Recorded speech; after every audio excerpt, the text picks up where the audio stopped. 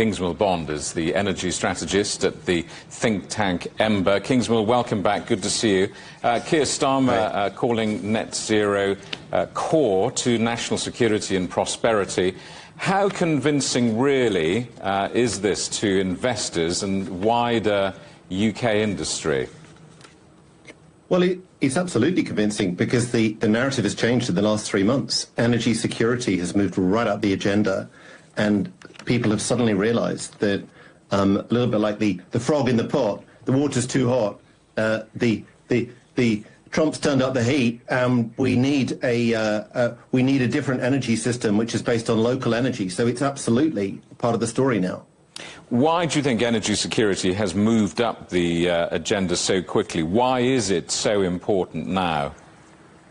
Well, it's because the US has moved from guarantor of the system to a predator, and therefore people are much more nervous about being dependent upon foreign entities, much more uncertain about the potential for energy to continue to flow along international seaways guaranteed by the US fleet, and much more worried about being subject to President Trump and his coterie.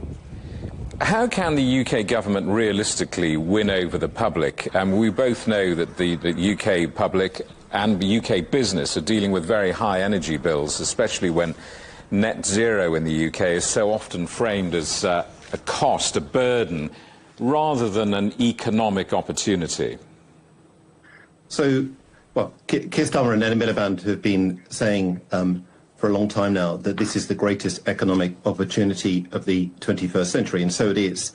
And the way that you get this argument across to the public is you get prices down, above all prices of electricity. And here I think it's also quite important to realise that the role of government actually is to solve a lot of the bottlenecks, change the regulatory structures, the pricing structures, make it easier to deploy these technologies, make it cheaper for us to use solar and wind. Because what's extraordinary is that the wholesale price of these technologies is now very low. The retail price is still high because of the regulatory structures. That's where they need to focus now. They also incidentally need to stop all of these expensive boondoggles such as nuclear, carbon capture and hydrogen networks. That also adds to the cost, and need to focus on electrifying, getting the price of electricity down right now. Ursula von der Leyen strongly supporting Prime Minister Keir Starmer's message. Do you think the UK is positioning itself to align more closely with the EU's energy and climate goals? Of course, after Brexit, many people will raise an eyebrow at that plan, if it is such. As you know, the foundation, going back in history, of the European Union, of course, is the coal and gas work that was done back in the 70s.